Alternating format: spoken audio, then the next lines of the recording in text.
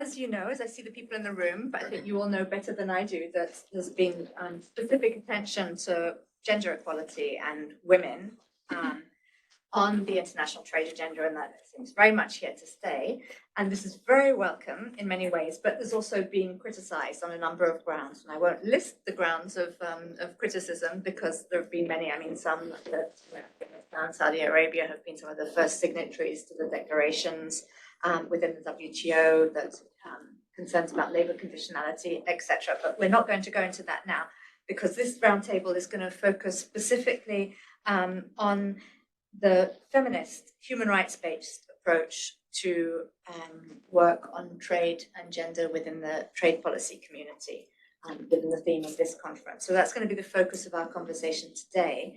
I'm delighted to have the different people here. I'm going to spend a couple of minutes introducing you properly, but I think what we want to do is to pinpoint the spaces in trade-related policy arenas where we can direct effort to ensure that the direction of work on trade and gender is consistent with an inclusive and rights-based feminist agenda. And I think, it's great that the IISD conference gave us this space to delve into these topics here in Geneva, because I think this is really the ideal setting, given that we're in the city that's home to the World Trade Organization and to the international human rights bodies. And in fact, the Committee on the Elimination of Discrimination against Women is meeting as we speak. Unfortunately, their schedule is so busy that I don't think there are any. Are there any members of CEDAW? I don't think there are any members of CEDAW today. I think several of them were very interested, but were also very apologetic because their schedule didn't allow them to be here. But we have very able commentators on the topic. And let me introduce, first of all, Joanna Book-Martignoni, who's a senior researcher on gender and economic, social, and cultural rights here at the Graduate Institute, inter alia. And your particular expertise relates to trade, feminist approaches to trade and investment in agriculture. And you're coordinating a project looking at gender and the right to food and agricultural commercialization in Cambridge, Ghana in particular. Marzia Fontana, who joins us remotely from Brighton, Hove, actually, is a feminist economist, and probably most of you know her name because she's one of the people who's been working on trade and gender for probably longest, with over 20 years of research and teaching experience in the area of gender inequalities, labor markets, and international trade, and has worked with many international organizations, including UNCTAD and ILO, and others, and currently is a research associate at the Institute of Development Studies in Sussex. Adrian Roberts is senior lecturer in international politics at the University of Manchester, specializing in the area of feminist political economy, with recent projects focused on gender and global governance, gender and finance, and gender and trade. Probably many of you here have read her work. And Lolita, thank you so much for joining us from the World Trade Organization. You're a trade and gender expert and currently trade and gender officer at the WTO. And you're the vice chair of the relatively recently created WTO Gender Research Hub, and also an associate of the Trade Law Center, TRELAC, in South Africa. And you look in particular in legal aspects of trade and gender issues, with a particular interest for gender provisions, including trade and investment agreements.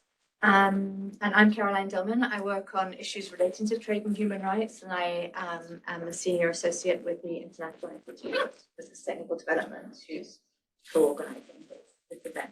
So let's just continue on my introduction of you. I'd like to invite you, Lolita, to help us sort of frame what we're going to talk about. Could you take us through the key features of some of the main provisions on trade and gender trade agreements recently? Yes, of course. So there are about 100 RTAs that provide explicitly for gender equality or support women's empowerment. So specific provisions, there are about 250 provisions that are enforceable, like currently enforceable, and 50 that are soon to be enforceable, so RTAs that are not enforced yet. So there's about 150 countries that have negotiated such agreements. So we can see that it's a very well-established practice and spread worldwide. But how about the gender issues that are addressed in RTAs? It's actually a very, there's a wide range of gender issues that are addressed. The most common are tackle gender inequalities and gender-based discrimination, either in broad terms such as equal opportunities for men and women to benefit from the trade agreements, or equal participation of men and women in cultural, political, social, and economic spheres. So this is a very common provision. But there's also other RTA that provide for gender equality in specific sectors, such as gender equality in the fisheries sectors, like the UK and Kenya FTA does. Also, the most common gender issue that is addressed relates to women's participation in the labor force. A few gender provisions address issues related to female entrepreneurship. Also, some provisions address social issues such as women's access to education, women's access to health, food security, family-related issues, but also safety. So there's a few provisions that target especially gender-based discrimination, gender-based violence, or sexual harassment in the workplace, which is actually quite interesting. And there's actually a few provisions that address the role of women in politics, so their political rights, or the role of women in decision-making roles. So how these provisions are supposed to be implemented, there are actually about 20 different implementation instruments that are provided in RTAs to address the gender issues. And on my perspective, this is what is the most important to look at, because it indicates the extent of the obligation. So what countries or what state parties have to do, what action must be undertaken to address the gender issues. Of course, most gender provisions provide for cooperation, but most of them combine cooperation with other implementation instruments such as consultations, data collection and analysis, conducting research, experience and information sharing, designing and implementing gender-responsive policies, strategies and plans, or building or developing capacity building programs. But there's also some provisions that are worded with binding language.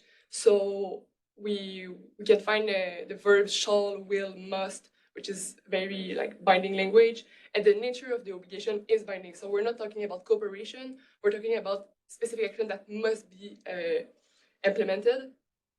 So for example, the EU-Cameroon FTA provides for the creation of a fund in which resources can be allocated to support projects for women entrepreneurs. There's also the COMISA and the EAC treaties that provide that state parties shall eliminate all laws that discriminate against women, with a particular attention to those that inhibits women's access to land ownership, finance, and credit. And we can also find in the UK and Japan or UK Australia FTAs specific provisions that prohibits discrimination in the context of services domestic regulation. And the last point, what are the enforceable mechanisms applicable to gender provisions? So for a bit more than half of the provisions, there's a specific institution that is charged with reviewing the implementation of the provisions.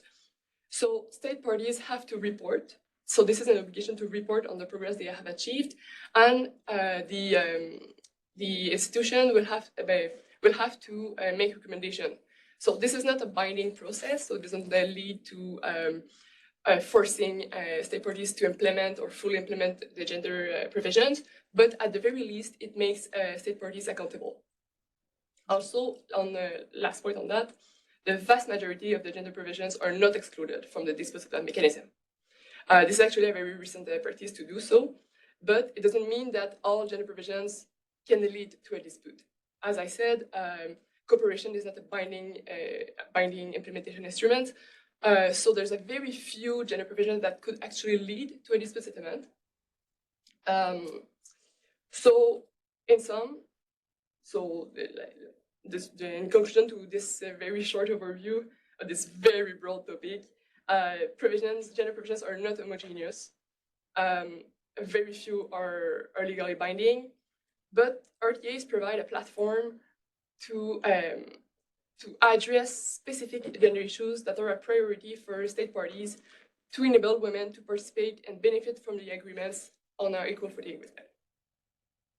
Thanks a lot. No, indeed, I mean, it was a tall order to give you 5 minutes to cover such a huge amount of ground, but thanks for giving us a really good insight. And I think we can be encouraged by the fact that there are so many provisions and that they now seem to be becoming more and more common. One thing that strikes me that, I mean, the last point you made about that it gives RTAs, in a sense, a sort of a mandate to ensure that the trade provisions or trade arrangements that women can benefit from them equally from men.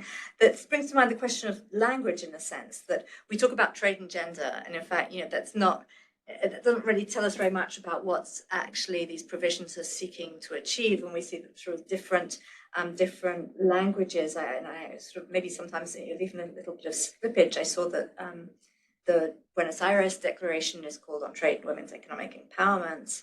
And it speaks of a gender perspective and the need to remove barriers for women's economic empowerment and increase their participation of trade.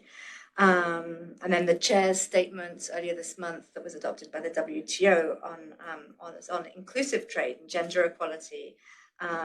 So often we see in some of the trade agreements, we say, we want to involve women because women's economic empowerment can support and contribute to economic growth. And in a sense, this seems somewhat different from a feminist agenda, which would emphasize probably the empowerment and women's rights. And this lack of consistency of language and how the issues are framed, does this matter?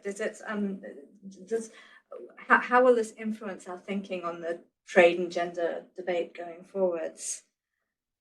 I don't know if Joanna, you had some comments on that. Yeah, I just want to say from the outset that I'm coming to this topic perhaps from a slightly different perspective to many of the people here, in terms of the fact that I'm, although it was very nice of you to say so, Caroline, I'm definitely not a trade expert. So I tend to focus much more on what the human rights mechanisms at the international level here in Geneva are saying about these issues of trade and investment, rather than coming from the other side. So, but what I've seen from the perspective of CEDAW and the other human rights mechanisms is that much of the discussion sort of hinges on mainstreaming substantive gender equality. So the human rights mechanisms all take this approach, which is grounded in this notion of substantive gender equality as being the standard to achieve, which means it's de facto equality, it's outcome-based equality, it's not merely formal equality. And we often see at the Human Rights Council and elsewhere roundtables around women's economic empowerment. And obviously there we'll see discussions that happen about, often it's about individual women as entrepreneurs. So some of the kind of rights that were mentioned in the RTAs that Lolita flagged. So as entrepreneurs, as property owners, as workers, as market actors. And the corollary to this is that there's often a focus on the barriers to women's economic inclusion. And so we talk about discrimination in education, unfair burden of reproductive labour, gender segregation in the labour market, discriminatory legal norms on property ownership or access to credit and financial services, and an absence of comprehensive social protection systems. So there are some critiques who've sort of drawn attention to what they refer to as this methodological individualism, the idea that you're focusing on individual women as economic actors in the market, and all that is required is that you provide them with a platform to re-establish a kind of status quo and equality, and to allow them to participate in the market on the same terms as men and other groups who are not seen as being disadvantaged, without necessarily tackling questions of redistributive justice or pre-distributive justice and structural inequalities in the system. So I think, obviously we can come back to more of this discussion, but I do think it's interesting in that I have the feeling from the human rights side, first of all, that there's not a great deal of expertise in trade and investment. And second of all, that they seem to have adopted a discourse which very much takes a particular form of an economic system, of a trading system, as a given, without necessarily confronting that form and maybe contesting it. Okay. Yes, I mean, that makes sense. If you come at it from the trade perspective, it's hardly surprising that you address the issues from the trade perspective. Marzia, I wanted to turn to you now to ask you about sort of the language. If we talk about women's economic empowerment, gender equality, does that make a difference to how we think about the issues? Yeah, it certainly does. First of all, also, I'm really sorry not to be able to be there with you, but I'm really already enjoying very much this conversation. I come from obviously, the fact that there are all these new gender provisions is very encouraging, as you said, Caroline. I come from the experience of working on the ground with people within Ministry of Commerce, planning, with teams which are responsible of ex-ante gender impact assessment and so on. And from there, I think the picture is a little bit less positive. Anyway, so to answer your question, I wanted just to make 2 points. One about language. One is the need to pay great attention to terms of inclusion rather than participation per se. And the other is on the ambiguity of the concept of women's economic empowerment, particularly when it comes to the need to translate it into measurable outcomes. On terms of inclusion, I have to say, a little concerned about prevailing narratives that seem to suggest that women's greater involvement in trade-related activities will automatically lead to their emancipation. Now, including women in trade doesn't mean that trade is inclusive. Inclusion can be harmful, not necessarily beneficial, particularly when it's a condition of exploitative, or when women are forced into paid work by necessity. So there, I think that I would hope that the current language way of thinking about the issue should better recognizes the terms of inclusion in trade-related process matter. On the issue of economic empowerment, now many organizations have adopted the language of women economic empowerment, but often definitions and policy emphasis differ. And within academia, there have been a lot of attempts to measure economic empowerment, and equally many people who are actually challenging the idea that economic empowerment should be measured at all. So I suppose what I'm trying to say here is that as quantitative feminist economist, I do prefer the language of gender equality, with emphasis on the fact that there are many domains of gender equality that we need to consider, and therefore then we need to measure gender gaps along all these domains in employment, opportunities, capabilities, representation, voice, and so on. Okay, thanks. So that gives us some pointers of thinking through these things. I'd like to turn to you now, Adrienne, because you've done a lot of work looking at trade and gender from a feminist, or the provisions from a feminist political economy perspective. And I wondered if you could share with us what your main takeaways are from that. Yes, thank you very much. I think a lot of what I have been thinking about and working on chimes with some things that other people have drawn attention to here. And it is a bit intimidating to try to talk about the gender and trade agenda, because it's incredibly big and wide-ranging and multifaceted. And one of the projects we have been involved in has been trying to look at and map and think about the different parts of the gender and trade agenda. But my comments here are pretty much focused on kind of thinking about how this has taken shape at the level of global governance and within particular trade agreements, in particular gender chapters of trade agreements. But some of the issues that we have drawn attention to and kind of have questions about from a feminist perspective, thinking about how you develop and articulate a gender and trade agenda that's truly transformative. I mean, one of the questions is what the end goals are of the different gender and trade initiatives. And so are they actually about promoting gender equality and or women's empowerment, economic or otherwise, or are they ultimately about promoting the expansion of trade and or economic growth? And what happens if there's potentially a conflict between these two aims? And some of the limitations that come out of some of the existing gender and trade initiatives is that there is not scope for considering the fact that trade may have a negative impact on women and or other social groups. So it's always assuming that somehow expanding, liberalizing trade is a good thing. And there's a failure to understand that there might actually be negative impacts. And if you really want to use a gender lens to think about trade, from our perspective, that involves also acknowledging that there might be negative consequences. And a second issue that has come up in the research that we've been doing about this has to do with the particular version of women's economic empowerment that is being advanced by these initiatives and the ways in which that might be limited.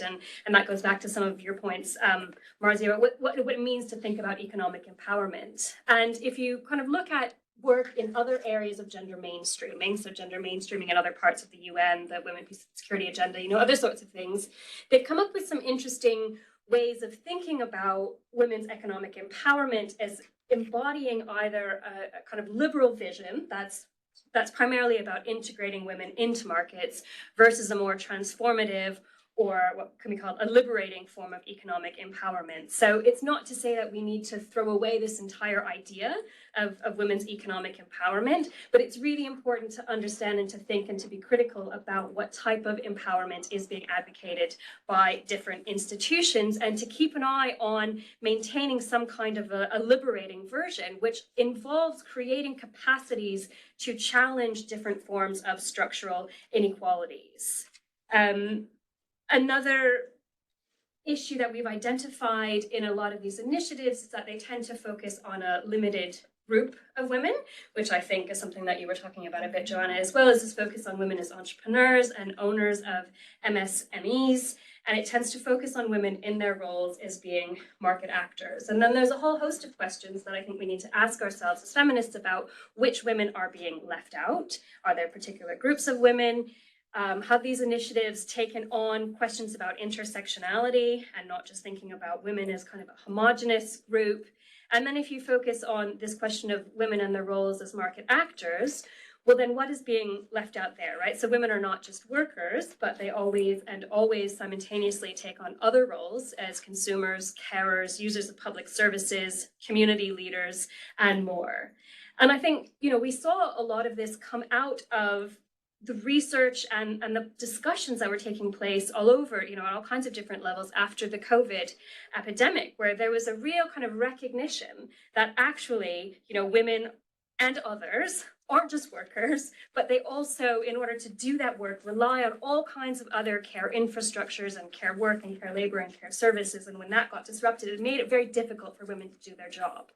But it seems like a lot of these kind of global governance initiatives want to talk about COVID and the effects of COVID, but still haven't taken on board this lesson that we learned, that actually if you want to support women as workers, it involves supporting them in all of these other roles as well.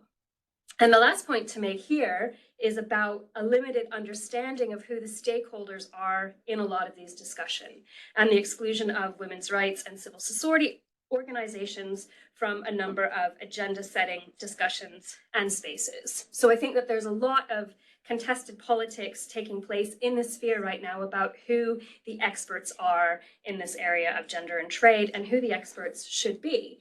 And I think as opposed to other areas of global economic governance, trade in particular tends to be an arena that's dominated by technocrats, by experts. There's some level of secrecy around a lot of this stuff. And so I think that inherently it can be more difficult for these sorts of actors to be engaged in trade policy making. But from a feminist perspective, a crucial part of the gender and trade agenda needs to be about disturbing these spaces and improving participation, transparency, and accountability. Okay, thanks. That's very interesting, and that seems like you set out, quite an agenda. We're going to work That's all. forward. Just the how many minutes? The 5 minutes you just spoken gives us for an agenda for work going forwards. So just to make but perhaps complexify it, I'd like to turn to Marzia and ask you actually the same kind of question. So, you have been observing the development of work on trade and gender for a long time, and I wondered what are your main takeaways? What are your main conclusions? Yeah, so I actually am going to repeat and reinforce most of the points that Adrienne has just made. And I just been thinking, prompted by your invitation, on what really is that a feminist economic approach bring to the understanding of the relationship between trade and gender inequalities, and how can we operationalize that? And in particular, how can we frame issues so that we focus on what really matters. So feminist economics have many insights which are relevant to gender and trade, and I like to mention 3 points. One is the recognition that most economic transaction processes are underpinned by unequal power relations. And this unequal power between countries in the global south and in global north, between multinationals and national governments, between businesses and workers, between women and men, are going to affect the distributional outcomes of the results from trade. So in other words, we need to recognize that more powerful groups are going to influence the trade rules and provisions in their favor. And I think we need, in the sort of gender trade community, be aware of what are the gender implications of these unequal power, probably more than it is currently recognized.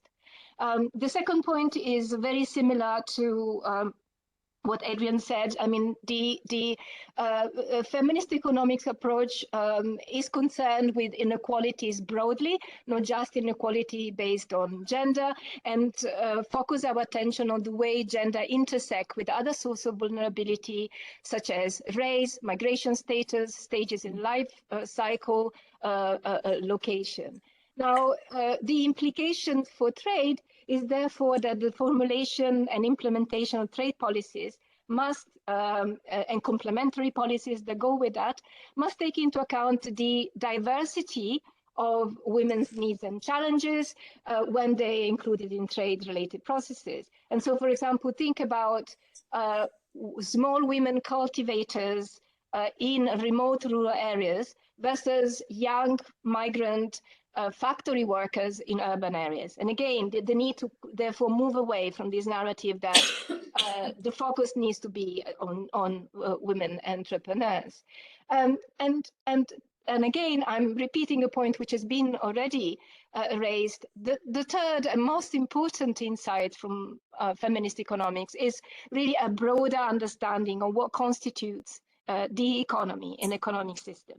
So the economy is composed of a paid market sphere where goods and services are produced for sale, and an unpaid care sphere of care provisioning, which is essential for human capacity development, but also critical for the functioning of the market economy. The market would not exist, would collapse without unpaid care work.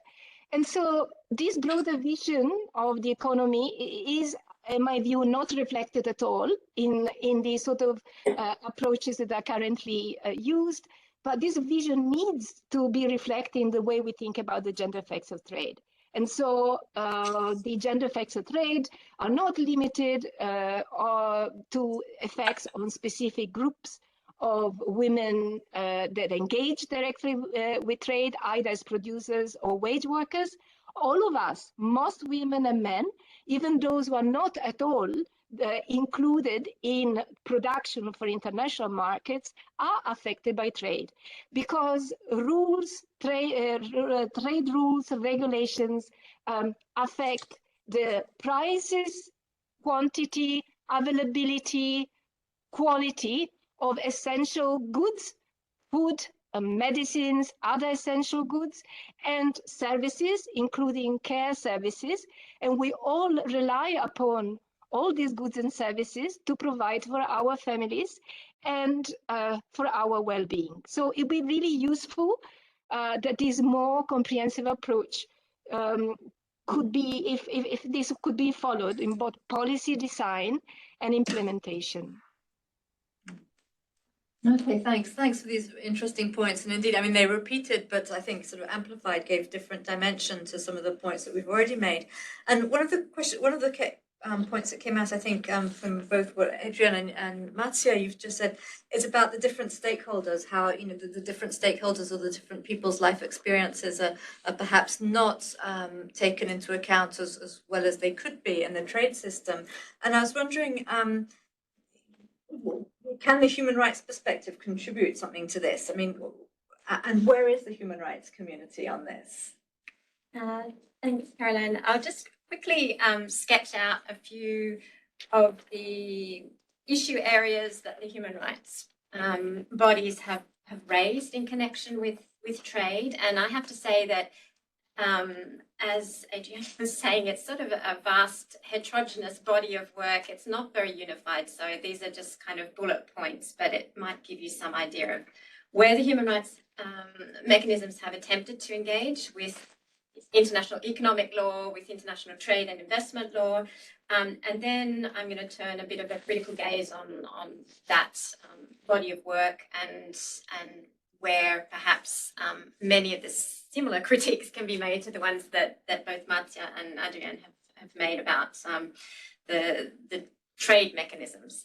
So if we turn first to the Committee on the Elimination of Discrimination Against Women, they have intervened most directly on issues like the Arms Trade Treaty, where they did make a statement talking about how essential it was to regulate the trade in arms, and they made that link with violence against women, both domestic violence, but also systemic structural violence against women, and how important it was to intervene in that arms market to ensure that that aspect of women's rights was respected and protected. If we look at the issue of agriculture and particularly smallholder farmers, CEDAW has adopted a general recommendation number 34 in 2016, which looked at the rights of rural women. And there was one paragraph, paragraph 11, that talks about macroeconomic policies. So when international human rights mechanisms engage in discussions around economics, they tend to bundle everything all together. So it's never specifically on trade. It will be macroeconomic policies. So you'll have fiscal policies, you have trade, you have investment, all rolled up together. But what they say was that macroeconomic policies, including trade, fiscal and investment policies, as well as bilateral and multilateral agreements, should be responsive to the needs of rural women and strengthen the productive and investing capacities of small-scale women producers. They should address the negative and differential impacts of economic policies, including agricultural and general trade liberalisation, privatisation and the commodification of land, water and natural resources on the lives of rural women and the fulfilment of their rights. So you don't get much more detail than that in a sort of recommendation to governments about what they should be reporting on, but at least it's a start. And then we can see in its analysis of certain periodic reports by state parties who are obliged to come every 4 or 5 years and report about what they've been doing to implement the Convention on the Elimination of Discrimination Against Women. Occasionally, the committee will receive information, they'll ask questions. Often states won't report on what they're doing under trade law. But CEDAW has highlighted some of the negative impacts of trade liberalisation, particularly for women living in poverty, for female held in households.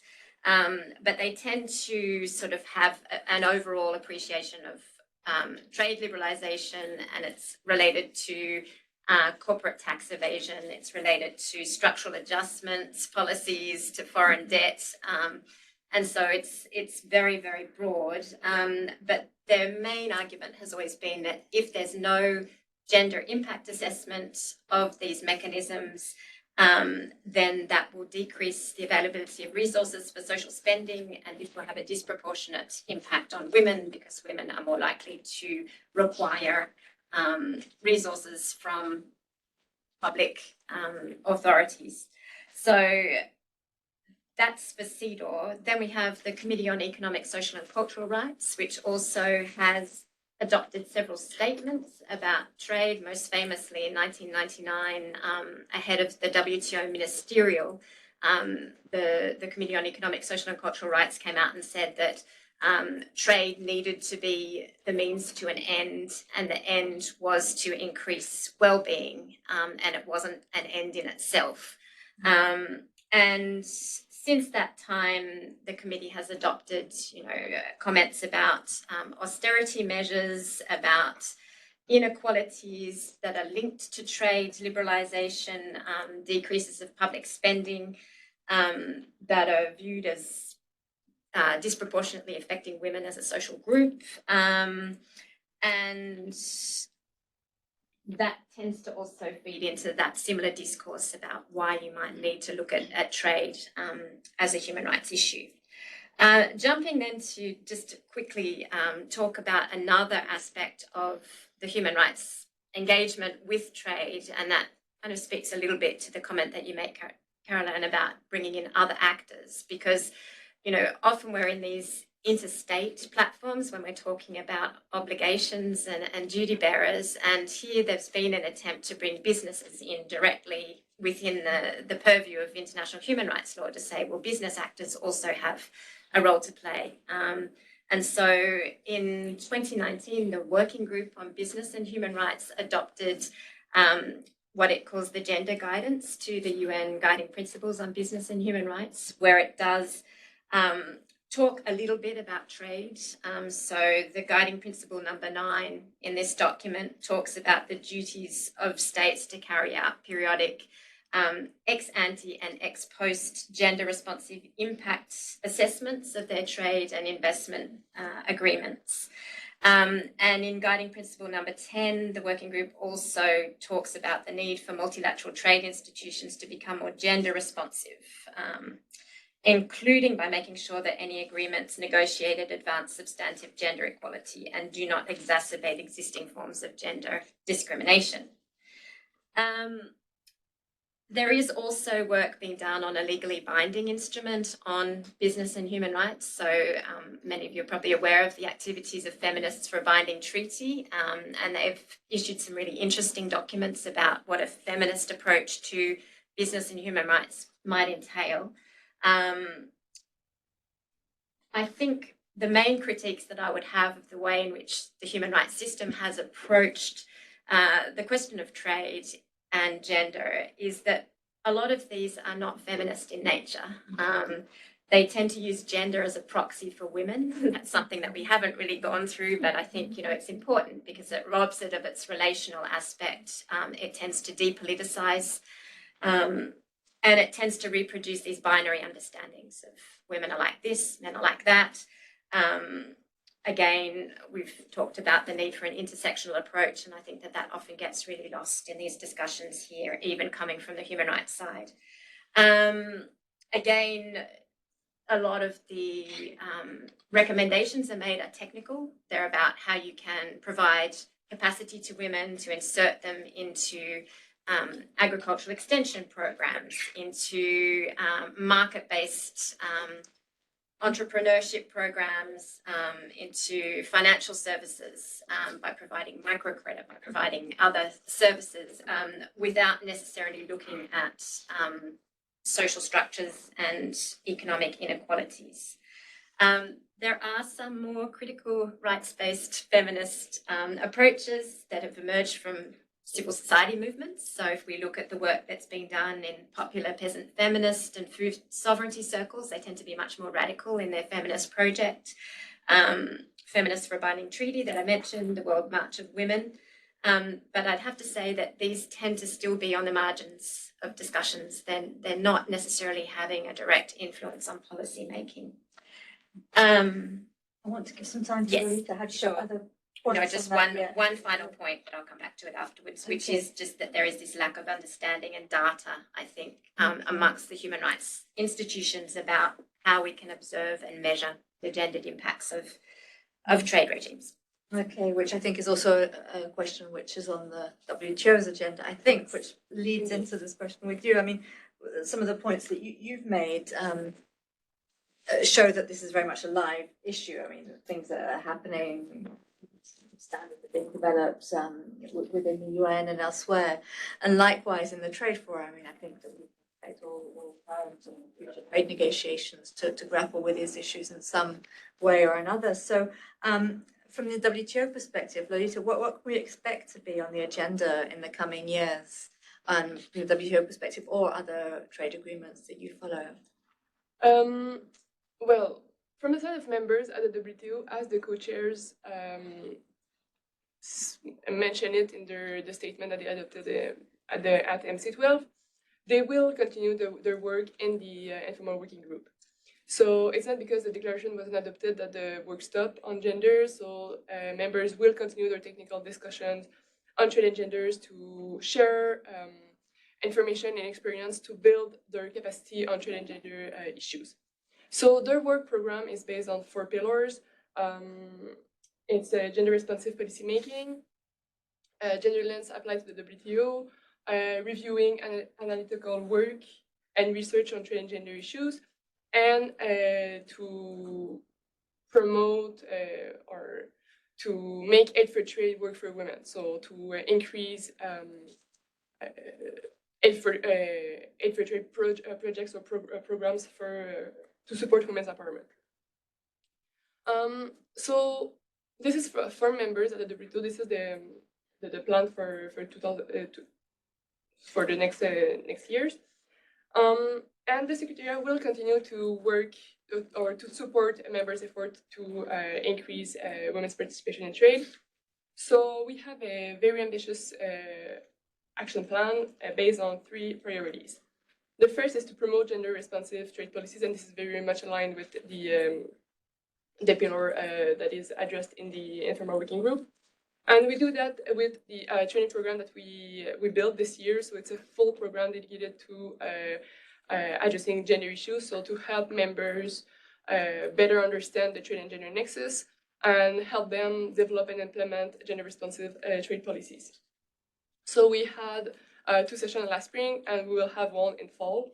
And in 2022, we plan to have 4 other sessions. So it's a 1 week full-time dedicated to this issue. And I have to say that at the WTO, it's a very large step, because like if we have a look at 5 years ago, it was 1 hour that was dedicated to trade and gender. So now we can see that there's a very much more interest in this issue. We are also developing a set of policy tools to help members develop trade policies. And in these tools, we have published a research database that compiles about 120 research papers that focus on trade and gender. So this is to better inform members on the research. We will also launch a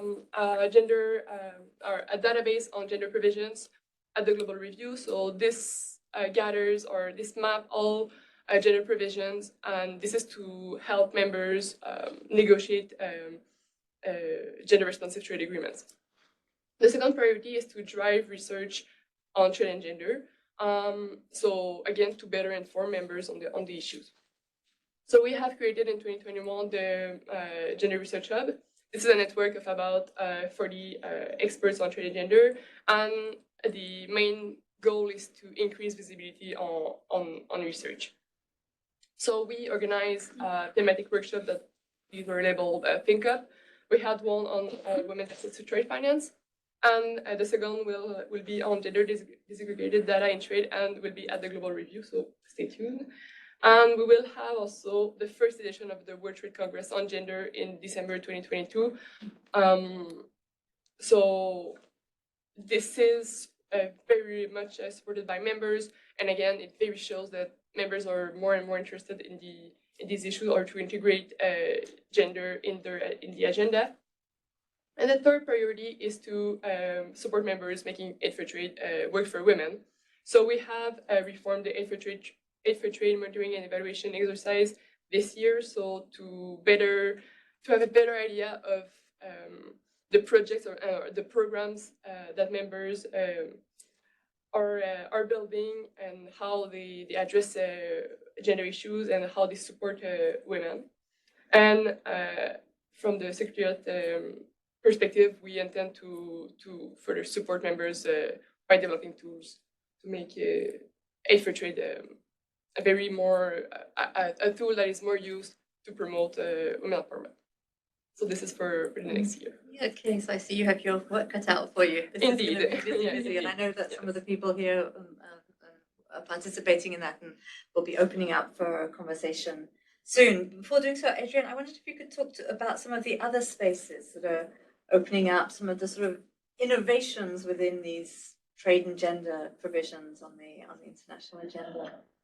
Yeah, thank you. So I do think it's important to think about some of the progress that has been made in these sorts of areas.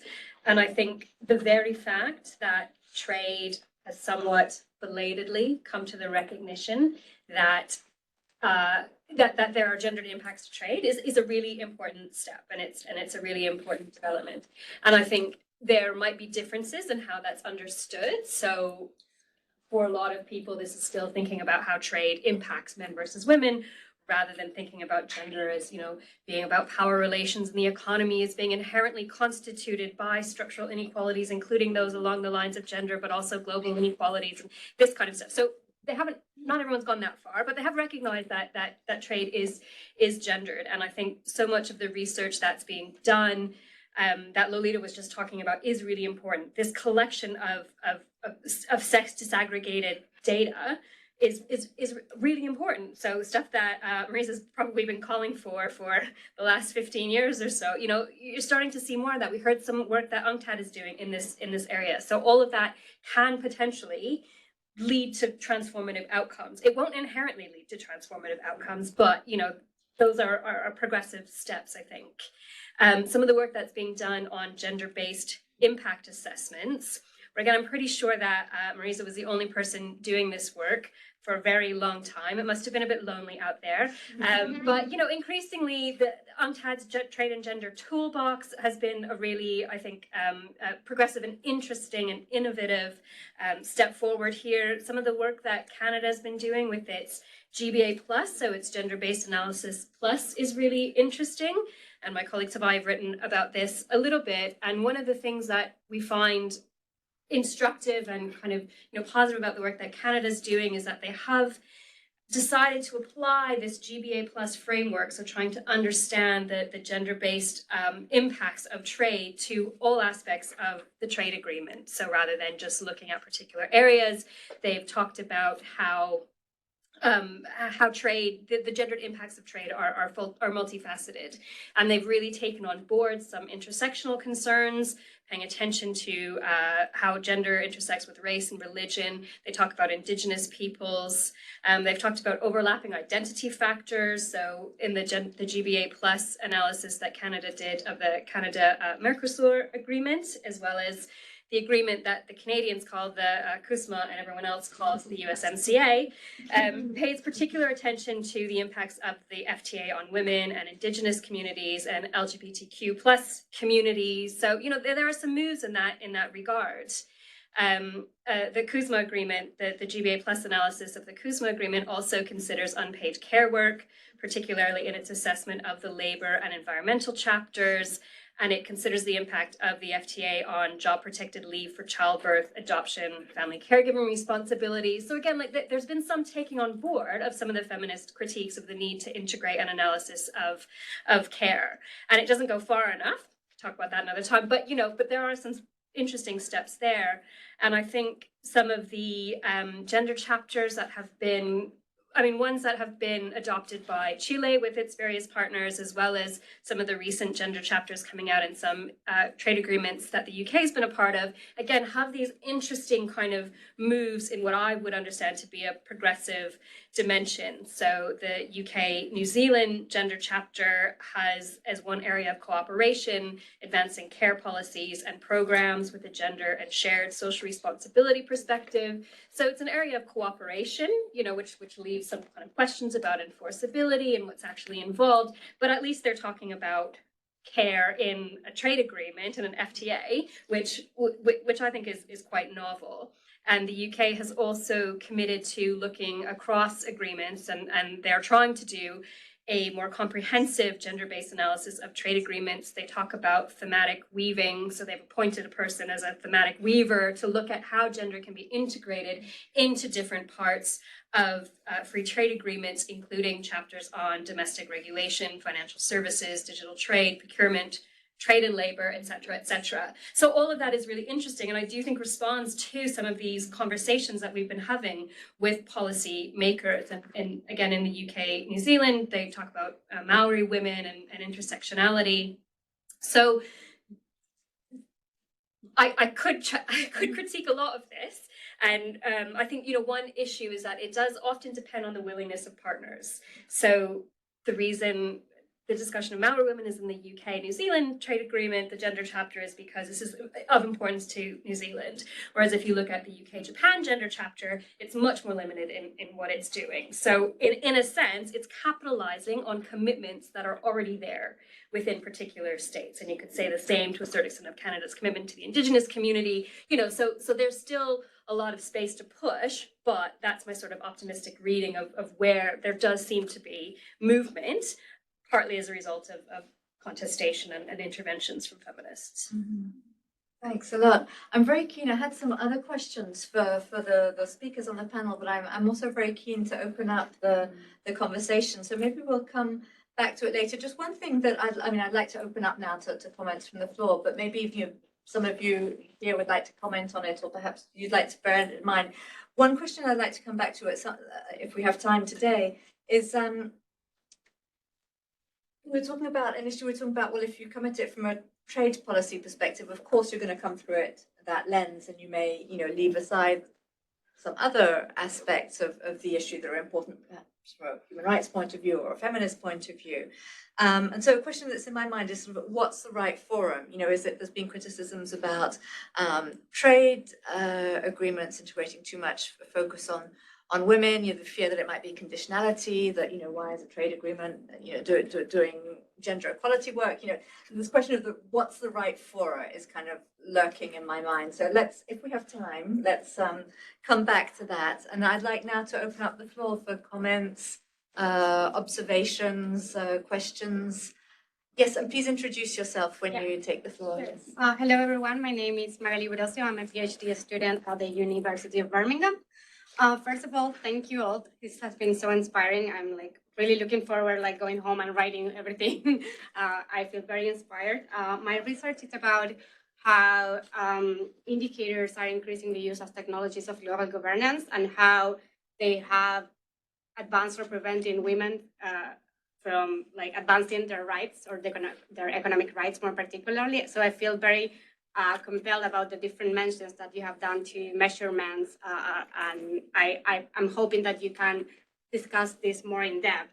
One of the things that I have found, for instance, is how ideas about access to economic rights, that women's movements are trying to move closer to, let's say, economic rights as defined in the Covenant of Economic, Social, and Cultural Rights, when we see how it's measured, we see that it tends to be reduced to access to land in terms of private property. Mm-hmm. So, and there are many reasons for that. I think that primarily is that there's a lot of data inertia, a lot of like research constraint, but there's also a very important expertise constraint, and this is also related to the point Adrienne made also in relation to the spaces where trade is discussed, where indicators are discussed is a place that is very hostile to some women, especially women from specific backgrounds. So My question would be twofold.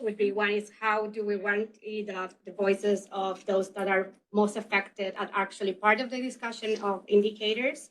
And the second one will be, what are the key elements that you think that through indicators that can actually move forward the understanding to a more feminist or transformatory even understanding of trade? What are the key elements that those measurements should have? Thank you. Thank you. Thank you. Very interesting comments and questions. I suggest that we take a few and then we can go answer them. Sorry, you're I think this lady was first. okay. I had Simonetta there earlier, and then would you, Nadia? Yeah, but Okay. let Simonetta go ahead. Okay, so Simonetta first. Thank And you. I'm sorry, I must interrupt you. I must say that it's thanks to Simonetta's work that I'm here today, because it's thanks to the trust that you placed in me that I discovered this whole fascinating area. So thank you for being here and your trust. I am Simonetta Zarri from UNCTAD and very pleased to be here with all the new friends. So I would like to, I have a question and an observation. The question is from Adrian, from Lolita. We have heard how much some countries are doing to really to make their trade policy more gender responsive, and finally this old approach that trade is gender neutral has been somehow overcome. But then we see, we know what happened at the ministerial of the WTO, not only the declaration on which countries work for 2 years was not tabled, but all negotiations were completely gender blind. There was no gender anywhere. So how can we interpret it?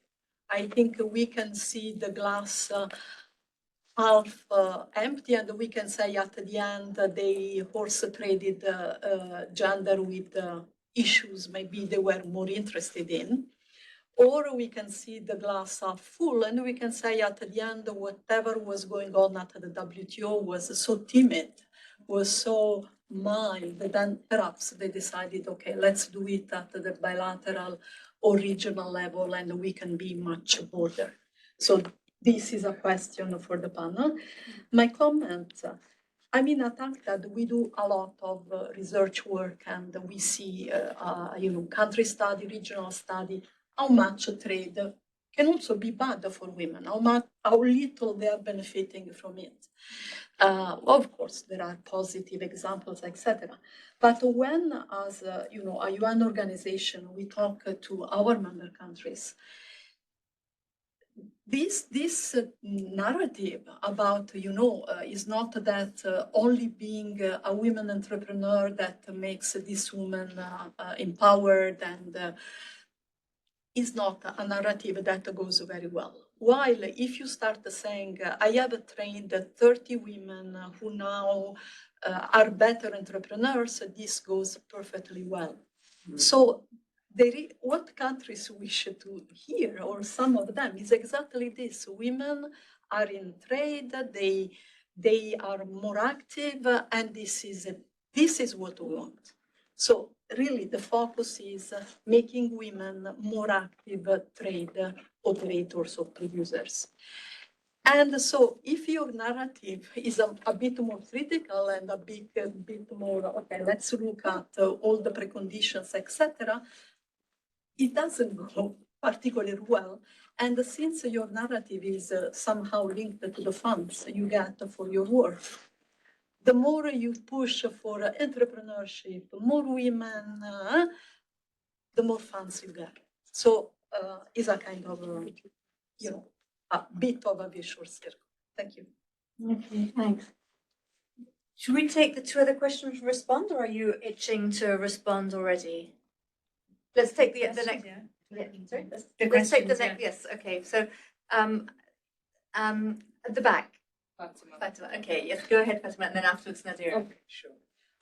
So Please introduce yourself. sorry. Okay, my name is Fatima Kelleher. I'm an associate of the NAWI AfriFem Macroeconomics Collective. So I'd like to be a little bit provocative, if that's okay, on this issue. I often ask myself, in everything that I do, actually, to be honest with you now, the issue of taking 3 steps forward and 5 steps back. And I think we need to really ask ourselves this quite critically. You know, having observed the gender and trade field for about 15, 17 years now, having seen Marzia in many spaces actually warn us back then of where we are now at the time, of the instrumentalization and the appropriation of the gender and trade agenda and this focus on women's economic empowerment. And I think one of the things that I really want to just, it's more of a comment, but it'd be great to get some thoughts on it, is the question of where do we go from here? You know, this is what I'm constantly faced with, and particularly given the global geopolitical power structures that all of this operates within, the realities that we're dealing with, and more specifically so for countries in the global south, countries that are still developing. The gender chapters that have come up from the UK, for example, where I live, where I'm based, I've done an analysis of the Japan-UK FTA. I haven't seen the New Zealand-UK one, but the analysis that has been given sounds absolutely right, because New Zealand is also a global northern country and it has power of sorts and is therefore able to embed that. I'm not sure yet what the FTA for the gender chapter within the FTA for Kenya looks like. And I think we need to look at that and look at what the differences are there. And the reason why is because, you know, the trade regime as it exists is perpetuating a lot of these global power inequalities between nations and at national level. So, for example, you know, it's not explicit that privatization comes with an FTA, but it is implicit through the liberalization, the rapid liberalization, often of public goods and public services that we know women are more dependent on, and that will turn them from users of public goods and services into consumers. And the commodification of these essential rights-based services will then follow. And so what you have is a trade regime that is actually working in tandem with the other side of this economic story, which is austerity policies being imposed by the IMF, cutting national policy space to invest in public goods and services. So, you know, the fact that trade is a very shadowy space is a really critical point and important for us to unpack because of the relationship it has with that other pillar on the geopolitical space. And similarly, FTAs often make reference to special economic arrangements, which are code for special economic zones where we know labor laws, the worst type of labor exploitations will take place. We have seen it globally over the last 20, 30 years. And it's arguable that gender chapters and some of the moves that have been made in this appropriation have been an enormous distraction from that. You know, so this race to the bottom that continues to follow on the back of that. And so, you know, I think we need to look at how both of these examples also relate to that intense presence of corporate power that Diane Elson mentioned earlier, and the fact that we need to analyze how that plays a role in what seemingly appear to be decisions made by nation states, governments, the extent to which, for example, the UK's rapid rollout of all of its FTAs after Brexit, essentially replicating what was done with the EU, and the relationship that corporate power and the extent to which our governments are beholden to that corporate power play a role in that, and what detriment that then has to women's rights and the feminist cause. It's a big question. I know it's not necessarily a question, it's just my thoughts and reflections, but it's where I seem constantly stuck and unable to push past at present with this issue. Thanks. And I'd like to come back to you with some further questions on that. But first of all, let's hear Nadira and then open up, and then maybe I'll come back to you. Yes. Hey, Nadira. thanks, Caroline. Nadira Bayat from UNCTAD. So my question really is, you know, specific to gender, the AFCFTA and the Historic Women in Trade Protocol, and particularly on the language for this protocol. Now, there is a discussion on legally binding provisions versus the more permissive and non-binding provisions, and what kind of language and approach should be used to draft this protocol. Now, the feminist approach, and one which I would, of course, also advocate for, would be for more mandatory, stronger language to be used. But the reality is that African countries are saying that we can't have a strong language for all provisions because we are simply at different stages of development, and not all provisions can be mandatory. So there will have to be a distinction made between the drafting of legally binding provisions versus more non-mandatory cooperative provisions. So I don't have the answer to this, but I just wanted to hear your thoughts on how has this evolved in other trade agreements? Has this distinction been made in respect of gender-related provisions in other trade agreements? And yeah, just how would this work in practice? The discussions on the continent are fairly advanced, at an advanced stage, but it is interesting to hear, the focus on the language. And this is coming from African policymakers, from the private sector, from civil society, from women entrepreneurs themselves, who are getting together and who are saying that not all provision, we have to take care about how we draft the provisions for this protocol. While we want it to be enforceable, we also have to be alive to the possibility that we want it to be implemented. And so non-cooperative versus mandatory, how does it work in practice? Thanks. Okay, thanks. I think the four of you have got your work cut out to respond to these different points. And what I'd like to do is to go around in this order, starting with Adrienne and ending with Marzia, and address, perhaps not, some of you probably have different points that you'd like to address that came up in the questions or in reflection from what each of you have said previously. So Adrienne, your comments on these questions and observations.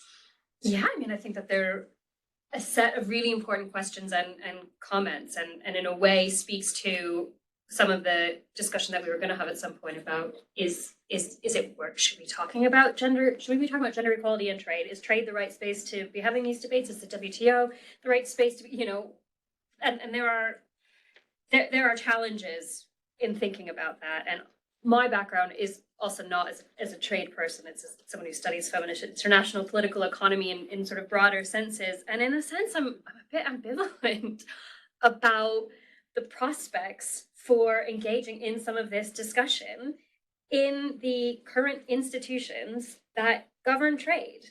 There are always going to be these inherent limitations, because ultimately affording, however we kind of think about it, really bringing about women's economic empowerment, supporting women's rights, involves ultimately undermining the neoliberal trading regime. I don't actually think that it's compatible to bring about that sort of fundamental transformative change. So there's always going to be limitations in terms of engaging with it in these sorts of fora. Does that mean we should abandon the conversation? I don't think so. Because I do think that, the kind of book that I'm trying to write with my colleagues about this, we're going to call it The Contested Politics of Gender and Trade, because there are contestations that are taking place all the time. And it's not really good enough. We can't just tell the story by looking at outcomes, by looking at what documents, by looking at kind of what states do, because there are all kinds of politics underneath all of this, whereby actors are working really hard to try to get certain issues on the agenda. And the kind of limitations, I think you're right to point out, we saw recently with the abandonment of commitments to, the new Declaration on Women's Economic Empowerment.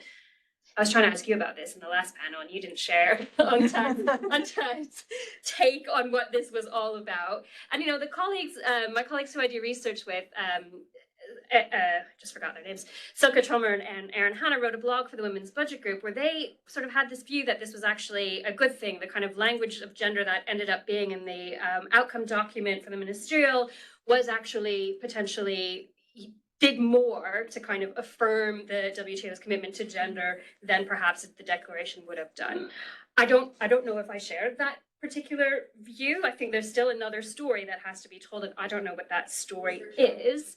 But I do think, going back to some of the points that you were raising in your critique about some of this, there is the very real possibility that this is a neo-colonial agenda, right? What does it mean to kind of try to encourage a whole vast range of countries from different stages of development to sign on to some of these initiatives without addressing the concerns that they've had about development and, you know, development and trade agenda more broadly, right? And I think that there's a real, I don't know, I'm going to babble, so I'm going to just hand it over to someone else. I have lots of things that I could kind of say that I've written down, but I don't know. I don't know what to do and how you escape these traps, which also you talked about, that people are using this language of empowerment and entrepreneurship because that's where the money comes from. But this is exactly the problem with co-optation, right? And you see it in all kinds of different areas of global economic governance, that everyone uses this language of, oh, well, we should invest in women because that's profitable and that's good for the economy. Okay, but that really forecloses all kinds of reasons for why we should invest in women and empowerment and economic, you know, equality. And what happens if investing in women is no longer good for the economy, right? What does that then just give people a reason to abandon it? And I don't even know that it's worked, right? Decades of the World Bank making this argument and the IMF now making, and everyone making this argument. And then people can still throw away the gender agenda when it suits them. So, I don't know. Yeah. Sorry, but what would be, I'm just thinking about a thought experiment here. I mean, UNCTAD, who's taken, you know, was created to have a sort of different perspective than GATT, or the World Trade Organization. I mean, could we do a thought experiment? Could you say I mean, could one imagine saying something to states, that member states of UNCTAD, that would be positive, yet not instrumentalizing women? Do you see what I mean? I'm just wondering, you know, together, maybe we won't have the answer now, maybe it's something we can chat over coffee, but, you know, would there be another way we haven't yet thought of? Anyway, let me give the floor to Joanna while we mull over that. Yeah, no, I have no answers to give either. Very feminist conversation, but I just wanted to quickly touch on a few little points that came up because I think they're all amazing questions and raise very different concerns. Like I think talking about indicators, for example, and governance by indicators, that's obviously a huge topic of conversation. And I think it's really interesting that nobody's mentioned the SDGs. Like that's been sort of, we've forgotten about those. And it's also interesting when you look at the ways in which they were supposed to be built on indicators, and it was going to be, you know, an attempt to marry a kind of soft human rights framing without really talking about human rights with a lot of these economic policies. The ones on trade are obviously very much directed at facilitating trade liberalization. So I guess you have a whole body of indicators out there should you choose to study them about those questions. And I think, you know, I completely agree with all of the takes about the instrumentalization and the appropriation of the gender and trade agenda, and this whole rise of neoliberal feminism, which co-opts a lot of those movements for particular ends. I mean, I think that there's an excellent book called The Misery of International Law. I don't know if people have read that, which focuses on exactly those questions about the human rights regime as actually facilitating global capital accumulation and serving the interests of economic inequality, while posing as you know, some kind of remedial mechanism. But I think just to end on a slightly positive note, because I can't, you know, I think otherwise we all despair. You know, I do still believe in the power of human rights as political rights, and I think we need to really work to reclaim that potential. And I do think that if we're focusing on some of those movements that are contesting neoliberalism, we see it particularly. I've been working with food sovereignty movements, with feminist peasant movements, and they are very, very much of a mind that they can use these instruments as transformative. They can take on neoliberal capitalism, and that they can win this struggle. So, you know, somehow we have to kind of work on having those voices heard. I know that that's not going to be to the taste of maybe states negotiating in trade policy fora or even in human rights spaces, but you know, maybe there is scope there. Thanks. Lolita, so a lot of questions as well about the role of the WTO and trade agreements. What's your take on these different Yeah, so I can share my thoughts on some of the points. Regarding MC12, what happened? So, two things. We shouldn't forget that MC12 was mostly on multilateral negotiation, and trade and gender is not a multilateral discussion yet at the WTO. It doesn't reach consensus. There are some countries that are opposed not to gender equality. They're not opposed to gender equality. Some of them that don't want to bring this issue at the WTO have negotiated RTAs with gender provisions. So it doesn't mean that they don't want to include women in trade, but because of the Doha situation, so some still want to keep with the Doha agenda. This couldn't be part of MC12 in, like, if we say like in health or fisheries or all of the outcomes agreements. So this is what happened at MC12. It's mostly gender blind, and in the discussion, gender issue didn't like came up very often, but we should not underestimate the value of the outcome document that, like, for the first time at the WTO we have and it is adopted by all members. It reached consensus to add a reference regarding women in the outcome document. When you read the reference, it doesn't say much, but it gives a mandate to the Secretariat, UNCTAD, ITC, and other organization to continue their work on trade and gender. So I know that it can be a very big disappointment that that the WTO didn't how could I say met his commitment, but members still work on the issues. They're still interested to work on it. I also would like to highlight that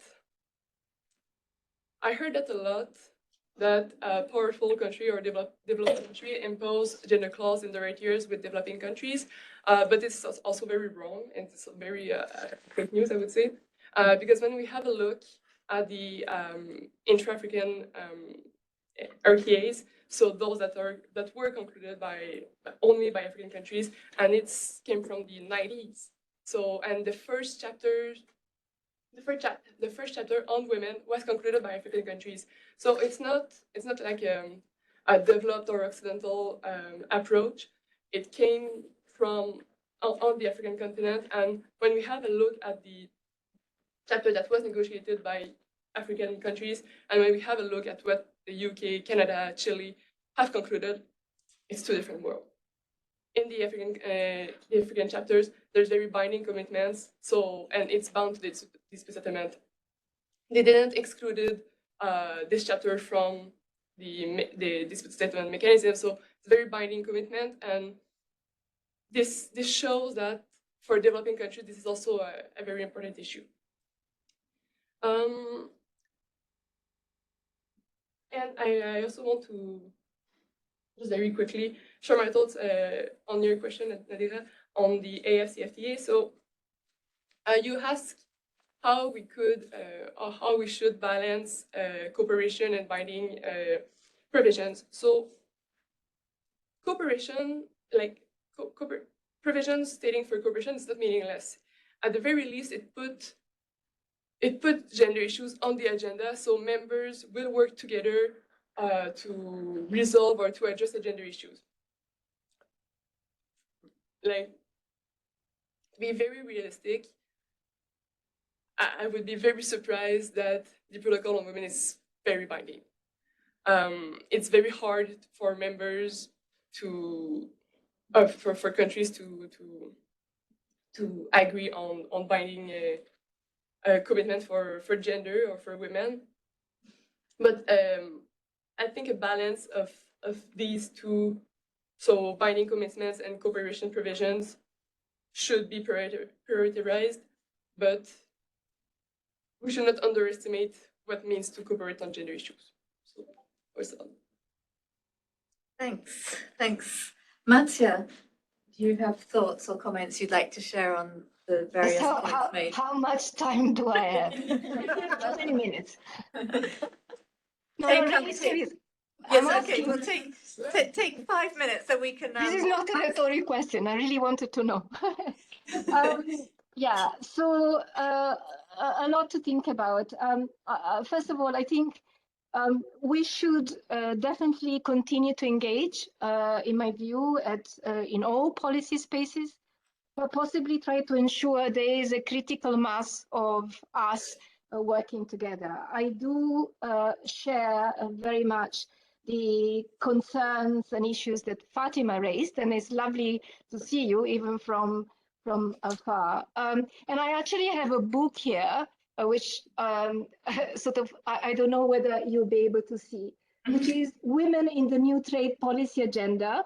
Actually, I see Susan Yukis, who is one of the main authors, who is in the virtual attendant. It was published in '95. And so I do have this question on the many useful, also comprehensive analytical frameworks, a lot of useful work has been done. It seems, sort of, it's great that there is the revived interest in gender and trade, but there is kind of a bitter sense of fatigue, I have to say. One point I wanted to make regarding this issue of women's entrepreneurs and the fact that it is only this narrative that seems to be accepted. I just wanted to make a point from the point of view of someone who works with statistics. And I think it needs to be mentioned that when we look at labor statistics worldwide in any country, the women entrepreneurs constitute a tiny fraction of women in the workforce. And then when we look at women who are involved in production for international markets, we find that the majority of these women are either factory or home-based wage workers. So I would use the argument there that if we are really concerned about women's economic empowerment, we take seriously the idea that promoting women's economic empowerment is support all women, and particularly the most disadvantaged ones. I'm not quite sure whether that's consistent with an approach that then focus on such a small group of women workers who are actually likely not to be the most disadvantaged of all. There are a lot of statistics. I mean, we're talking about really a tiny fraction of women in the workforce. So that's one point.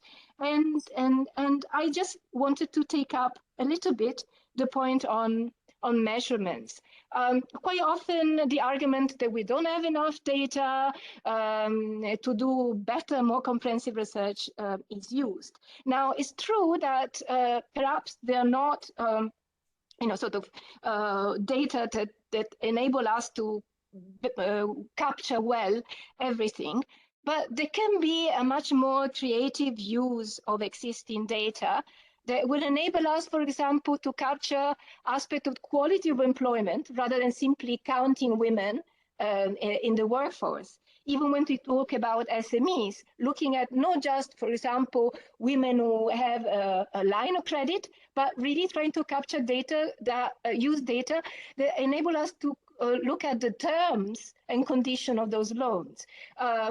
We don't have data on intra-household resource allocation, but nonetheless, there have been studies that look at the evolution in the price and availability of particular essential items, food, medicines, and look how that affects different socioeconomic groups. So we could do that much more creatively than is currently done. And this leads me to actually my last point, that definitely we need to ensure a more substantive representation of women's needs and interests in this conversation. We need to broaden up consultations, allow women's groups, women's rights groups, civil society organizations to participate in dialogue regarding, for example, gender impact assessment. But I think equally, again, I'm talking about from the point of view of my own experience of doing quantitative assessments. So when we go to quantitative assessments, we go back to very, very simplified, narrow, simplistic interpretation of what is gender equality, what is even trade. So my plea is for paying great attention to actually the composition of the teams which are responsible for gender impact assessment, for negotiation, for ex post monitoring, to ensure that they have the right skills and knowledge to be able to include concerns raised by all other sort of stakeholders and avoid, therefore, the women's rights concerns end up as an appendix in a report. What we need is someone who is capable of translating those concerns, those additional data into kind of the body of the model of the type of research, which is so to have these inputs informing the overall approach to then assessments. I think I'll stop here. Okay, thanks. I think you used up your 5 minutes anyway, so thank you. No, thank you. It would have been interesting to listen to you for longer, but I see we have 3 minutes left, and I did want to open up. What I want to do two things now is to give a final word to all the speakers.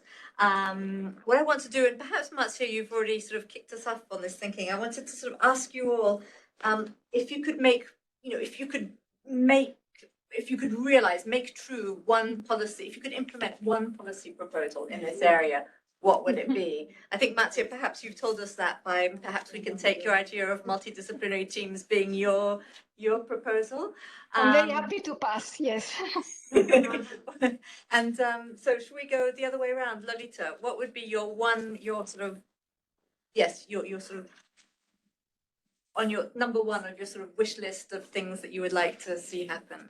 Well, as a lawyer, I would definitely say binding commitments in RTAs.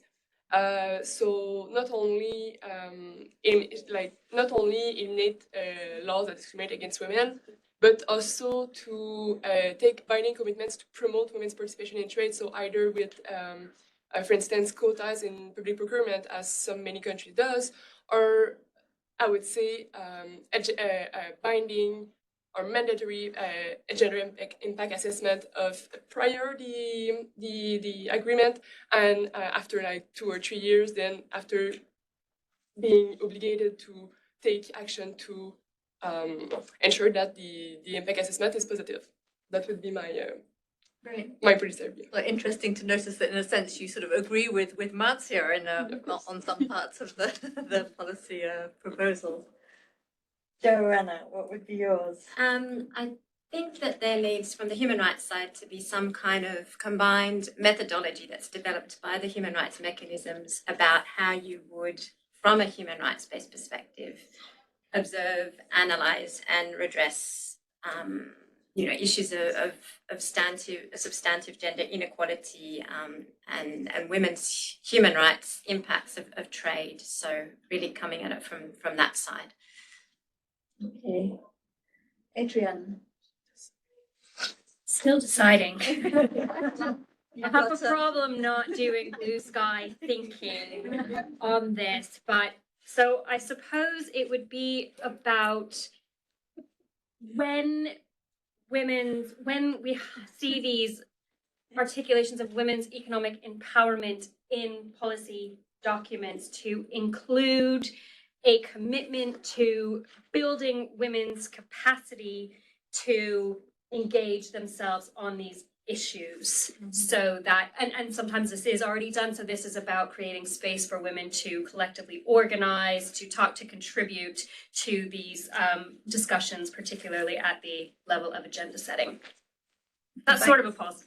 Interesting, and that sort of comes back in a sense to sort of some of the issues that have been left hanging about the people who are sort of least visible, or you're saying the most effective people often missed or don't take part in the definition of indicators. But I'm sure this is a conversation that's going to continue, so we'll have time to come back to other issues soon. Thanks a lot to everybody.